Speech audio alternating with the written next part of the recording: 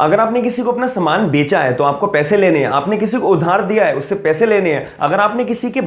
नुकसान की भरपाई करी है उसका आपको पैसा लेना है। तो ऐसे केस के अंदर आप उससे सामने वाली पार्टी से पैसा कैसे लोगे? अगर वो नहीं देता है जो टाइम उसने दिया था, या फिर आपने जो टाइम दिया था, अगर वो नहीं देता है तो आप उस केस में क्या करोगे? How do I ensure to recover my money? तो इस केस के अंदर, इस वीडियो के अंदर मैं आपको पूरी वीडियो समझाऊंगा कि आप अपना पैसा कैसे निकाल सकते हो सामने वाली पार्टी से, और क्या क्या लीगल प्रोविजंस होते हैं, और जो लीगल प्रोविजंस हैं वो भी कितना टाइम लेते हैं और कितनी आपकी हद तक मदद कर सकते हैं। तो आप इस वीडियो को शुरू से लेकर एंड तक जरूर देखिएगा। मेरा नाम है आयुष, आप देख रहे हैं smart and legal guidance. Video start करने से पहले मैं सभी लोगों को अवेयर करना चाहूंगा कि जो लोग जुडिशरी की तैयारी अपनी करना चाहते हैं, कि वो सोचते हैं कि भाई मैं ऑनलाइन बैठकर अपनी जुडिशरी की तैयारी कैसे करूं, तो इस प्रॉब्लम का सॉल्यूशन जो है अनअकैडमी लेकर आया है, perfect study partner for judiciary के नाम से। उस केस के अंदर आप सिर्फ ऑनलाइन बैठकर अपना अनअकैडमी का ऐप चलाकर या फिर अपने लैपटॉप के अंदर अनअकैडमी की वेबसाइट खोलकर आप अपना जो जुडिशरी की तैयारी बिल्कुल आराम से बैठकर कर सकते हैं। और बहुत टॉप के एजुकेटर्स होंगे आपको तैयारी कराने के लिए,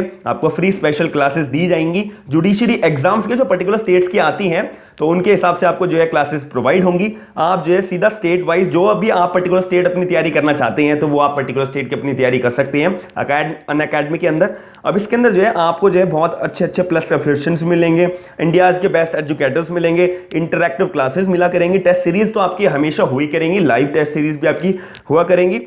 इस केस के अंदर आपको जो है अनलिमिटेड एक्सेस मिला जाएगा सारे के सारे कोर्सेज के रिगार्डिंग, बैच कोर्सेज के रिगार्डिंग। जो स्टडी मटेरियल होगा वो आपको पीडीएफ के फॉर्मेट में मिलेगा, आपको लाइव टेस्ट सीरीज मिलेंगी। अगर आप थोड़ा सा डिमोटिवेटेड है, आपको ये नहीं पता कि मैं कौन सी स्टेट की तैयारी करूं, तो आपको मेंटरशिप और गाइडेंस भी पूरी प्रोवाइड होगी। इंडिया के टॉप बेस्ट एजुकेटर्स से आपको जो है जुडिशरी की तैयारी करने का मौका मिलेगा। और अगर आपको ऐसा कोर्स चाहिए, आपको सब्सक्रिप्शन लेना पड़ेगा अनअकैडमी का, तो आपको सिर्फ कोड लगाना है SLG10 यानी कि SLG10। अगर आप ये कोड लगाते हैं तो आपको पूरा का पूरा जो जुडिशरी का कोर्स है वो अवेल हो जाएगा। सबसे पहली बात आती है how do I ensure to recover my money? मैं अपना पैसा कैसे निकाल सकता हूं? अगर मैंने जो इन्वेस्ट करा है या किसी को उधार दिया है या मुझे किसी से अपना पैसा लेना है, मैंने उसके ऊपर खर्चा करा है, या फिर मैंने किसी को सामान बेचा है या मैंने किसी को उधार दिया है, उसको मेरे को अपना पैसा वापसी चाहिए है, और with in the time period जितना मेरे को टाइम पीरियड चाहिए, जितना मैंने टाइम पीरियड दिया है और उस टाइम में मेरे को पैसा मिल जाना चाहिए, तो ऐसे केस के अंदर मेरे को पैसा कैसे मिलेगा? इस केस के अंदर सबसे पहली बात मैंने अभी आपको बताया था कि अपोजिट पार्टी की नेग्लिजेंस से आपने कोई डैमेजेस बियर करे हैं, आपने उसके डैमेजेस को पे करा है कि चल भाई मैं पैसे दे देता हूं अभी तेरे खर्चे के, तो बाद में मुझे पे कर दियो। अब उस केस के अंदर सब जगह से जितने भी एग्जांपल्स बताए हैं भाई, कहीं से भी आपको पैसा नहीं आया, तो या फिर जो भी टाइम पीरियड दिया था उस टाइम पीरियड में पैसा नहीं आया, तो आप क्या पहला कदम क्या करोगे? सबसे पहली बात, आप पुलिस स्टेशन जाओ, कंप्लेंट फाइल कराओ अंडर द रेलेवेंट प्रोविजंस। बहुत सारे प्रोविजंस हैं, आप उनके अंदर अपनी कंप्लेंट फाइल करा सकते हो। वैसे आपको लग रहा होगा ये तो बहुत आम बात है, कॉमन बात है, लेकिन धीरे धीरे मैं आप एडवांस लेवल पे जाता हूं, आपको सभी लोग जो मेरी वीडियो देखते हैं वो समझ जाएंगे। इसके अंदर मैंने कहा है कि आप कंप्लेंट फाइल करो, जो भी रेलेवेंट प्रोविजंस आपको मेंशन है कानून के अंदर, बहुत सारे प्रोविजंस मेंशन है, वहां जाओ, रिकवरी ऑफ मनी का सूट फाइल करो, वो भी आगे आने वाले टाइम में भी बताऊंगा मैं बात। होपफुली पुलिस जो है अपना एक एक्यूरेट जो एक लेना चाहिए, पुलिस को जो कदम लेना चाहिए वो जरूर लेगी, और आपको जो एक्यूज पर्सन है उससे पैसे निकलवा कर आपको देगी, ऐसा मान के चलते हैं। लेकिन प्रैक्टिकल लाइफ में आप जितना पैसा पुलिस के पास जब कंप्लेंट फाइल कराते हो, आप जितना उनको बोलोगे उतना वो पुलिस स्टेशन वाले जो है, पुलिस ऑफिसर जो है वो उनका उतना काम करेंगे। तो ये आपके ऊपर हेडेक होती है, या फिर आपकी एक ड्यूटी होती है कि आप पुलिस स्टेशन जब जा रहे हो कंप्लेंट फाइल कराने के लिए अपने पर्टिकुलर रेलेवेंट प्रोविजंस के अंदर, तो वो थोड़ा सा आपको बर्डन डालना पड़ेगा, तब जाके आपका काम जल्दी से जल्दी होने की उम्मीद होती है। जब भी मैंने लिखा है hopefully police will take the strong action against the accuse person. अब इसके अंदर बात आती है दूसरी बात, अब एक्यूज पर्सन यानी कि जो अपराधी है, यानी कि जिसको पैसे देने हैं, आपको पैसे जिससे लेने हैं, वो बंदा जो है आपके पास आकर बोलता है कि भाई मेरे पास अभी पैसे नहीं है, मैं तुम्हारे को जो है 1 से 2 महीने के अंदर, या फिर कोई भी टाइम पीरियड मान लो, कोई जो भी आप लिखवाना चाहते हो कि मैं 1 से 2 महीने के अंदर अंदर पैसे तुम्हारे को दे दूंगा, और मैं ये बात जो है रिटर्न में भी देने को रेडी हूं, अभी मेरे पास पैसे नहीं है लेकिन 1-2 महीने बाद आ जाएंगे, मैं 1-2 महीने बाद तुम्हारे को दे दूंगा, और ये बात मैं रिटर्न में भी लिखने को रेडी हूं। तो ऐसे केस के अंदर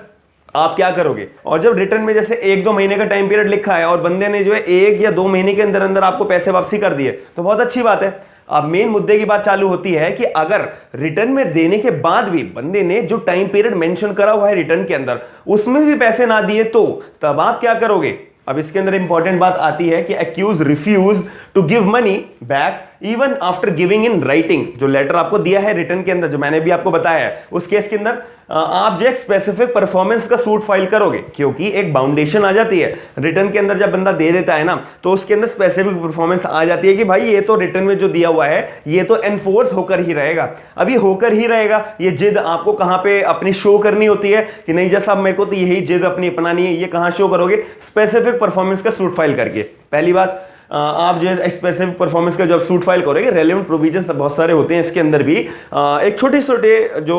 वेटेज होती है रकम की भी और सामान की भी, उसके हिसाब से प्रोविजंस बदलते जाते हैं। लेकिन कौन सी जगह जाना है आपको? स्पेसिफिक परफॉर्मेंस, ये बात आपको समझनी पड़ेगी। एक्यूज ने बोला है कि भाई आप, दूसरा ऑप्शन एक ये आता है कि अगर आपके पास एक्यूज पर्सन आ रहा है, एक्यूज पर्सन बार बार मैं यही बोलूंगा, जिससे आपको पैसे लेने हैं, वो आपके पास आता है कि भाई अभी मेरे पास पैसे नहीं है, ये लो तुम जो है ब्लैंक चेक ले लो, ब्लैंक चेक ले लो, और इसमें डेट भी जो एक्यूज पर्सन है वो मेंशन करके दे रहा है विक्टिम पार्टी को। ऐसे केस के अंदर जब टाइम पीरियड आएगा, जो डेट लिखी हुई है भाई चेक को डालने के लिए बैंक में, अब मैं जो है अगर मेरे को किसी से पैसे लेने हैं, एक्यूज ने मुझे बोला कि भाई ये लो चेक ले लो, ब्लैंक चेक ले लो, अभी मेरे पास पैसे नहीं है, मैं तुम्हारे को इस तारीख को ये चेक बैंक में डाल लेना और तुम्हारे बैंक अकाउंट में पैसे क्रेडिट हो जाएंगे। अब मैं गया, जब जो चेक के अंदर डेट लिखी हुई थी, बैंक के अंदर मैंने चेक डाला और चेक हो गया बाउंस। अब ऐसे केस के अंदर कौन सा मैटर अराइज होगा? नेगोशिएबल इंस्ट्रूमेंट एक्ट का अराइज होगा, सेक्शन 138 का मैटर अराइज होगा। अब इस केस के अंदर जब सेक्शन 138 एनआई एक्ट का मैटर आया, मैंने कोर्ट के अंदर केस फाइल करा एनआई एक्ट का 138 की कंप्लेंट फाइल करके। अब इस केस के अंदर जो एक्यूज पर्सन है ना, उसके ऊपर एक डिफेंस आ जाता है। वो तो साहब बोल देगा जज साहब के आगे, जज साहब मेरा तो चेक जो है इन्होंने चुरा लिया, मेरा ब्लैंक चेक रखा हुआ था 1 तारीख का, इन्होंने तो चुरा लिया, अब इन्होंने कब मेरे से बिना पूछे जो है बैंक में डाल दिया, बाउंस हो गया। अब इसमें जज साहब मैं क्या कर सकता हूँ, मेरी क्या गलती है? अब इसका सॉल्यूशन क्या है मेन, मैं उसकी बात बताता हूँ। बिल्कुल सिंपल सॉल्यूशन है। जब एनआई इसके अंदर क्या होता है कि भाई आप जो है एक लेटर में लिखवाओ, एक तो नाम,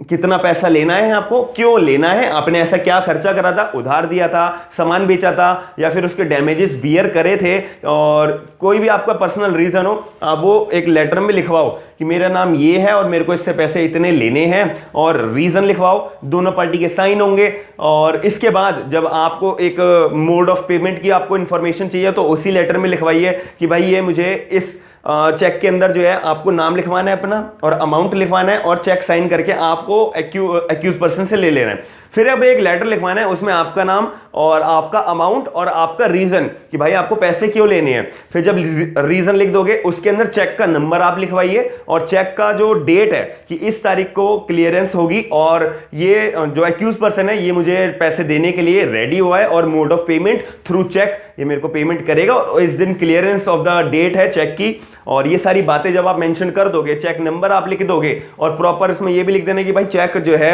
एक्यूज पर्सन के अपने हाथों से ही भरा हुआ है पूरा का पूरा, इसमें जो विक्टिम पार्टी है उसमें कोई भी रोल नहीं है, और चेक के पीछे भी आप एक्यूज पर्सन का साइन करवा के रख लेंगे एक एक्नॉलेजमेंट के तौर पे कि इस तारीख को ये पूरा का पूरा ड्यूली फिल्ड करा गया है एक्यूज पर्सन की तरफ से, ताकि जब एनआई एक्ट की आप कंप्लेंट फाइल करोगे 138 के अंदर, तो बिल्कुल भी जरा सा भी रास्ता नहीं बनेगा एक्यूज पर्सन को डिफेंस लेने का कि भाई मेरा तो चेक चोरी हो गया था, या फिर मेरा तो ब्लैंक चेक बिना पूछे जो है बैंक के अंदर लगा दिया था और बाउंस हो गया था। तो इस केस के अंदर ये बहुत इंपॉर्टेंट बात आ जाती है कि आपको जो है ये बात ध्यान में रखनी, कितने मिनट का टाइम है ये सब चीजें को रेडी करने के लिए, ये तो फिर 2 मिनट या 5 मिनट मैक्सिमम। अब इसके फायदा क्या होगा, इसके फायदे की बात आपको हर कोई नहीं बता पाता है। फायदा इसके अंदर ये होता है कि जब आप एनआई एक्ट यानी कि नेगोशिएबल इंस्ट्रूमेंट एक्ट की कंप्लेंट फाइल करोगे ना, तो आप एक्यूज पर्सन को कन्विक्शन तक ले जा सकते हो। पहली बात कि भाई पैसे नहीं मिले, मेरे को बहुत ज्यादा प्रॉब्लम फेस करनी पड़ी है, मुझे कंपनसेशन नहीं लेना है, मेरे को जो है विक्टिम पार्टी जो एक्यूज पार्टी है उसको कंप्लेंट करवानी है, मतलब उसको जो है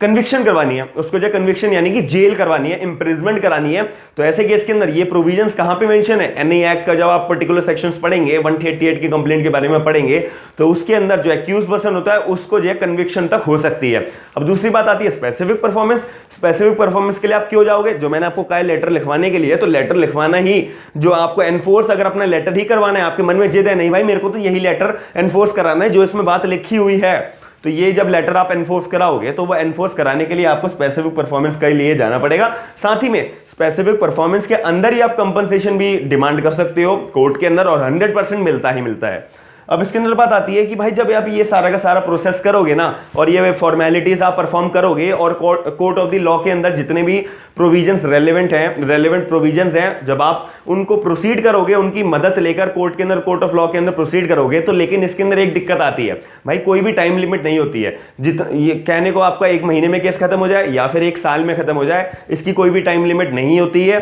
ये आपके एडवोकेट के ऊपर और आप डिफेंडेंट के ऊपर यानी कि एक्यूज पर्सन के ऊपर भी डिपेंड करता है कि भाई वो कैसे आ रहे हैं, डेट्स पे नहीं आ रहे, या फिर अपने आपके जो एडवोकेट है वो रेलेवेंट प्रोविजंस मेंशन कर रहे हैं नहीं कर रहे, रेलेवेंट एविडेंसेस पेश कर रहे हैं नहीं कर रहे, एक्सेट्रा बहुत सारी बातें होती हैं।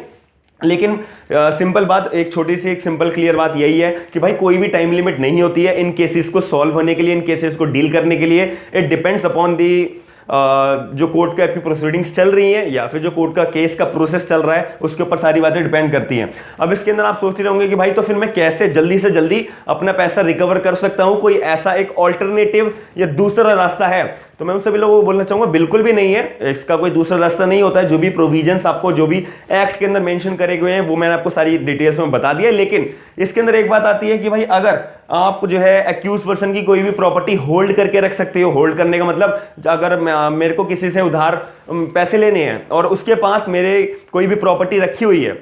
उसकी प्रॉपर्टी मेरे पास कोई रखी हुई है, उसने गिरवी रखवा के गया था, जब भी तो लोन लेके गया था, तो मैं उसकी प्रॉपर्टी होल्ड करके रखूं या फिर मैं म्यूचुअल अपनी अंडरस्टैंडिंग बनाऊं या म्यूचुअल सेटलमेंट करूं। म्यूचुअल सेटलमेंट करने से फायदा क्या होगा कि भाई मैं इससे कह दूं चल मेरे को 10,000 रुपए लेने, चल 8,000 में डन कर, और सामने वाला भी खुश कि भाई 10 से मेरे 2,000 रुपए बच गए और मैं भी खुश, चलो भाई 10 की बजाय 8 तो आए मेरे पास। तो इसके अंदर म्यूचुअल अगर मैं सेटलमेंट करना चाहूं आपस के अंदर ही, तो भी बढ़िया होता है। तो ये सारी की सारी बातें होती हैं जो आपको जाननी पड़ेंगी एज अ लॉ स्टूडेंट या लॉयर या एडवोकेट, या आप कोई भी आप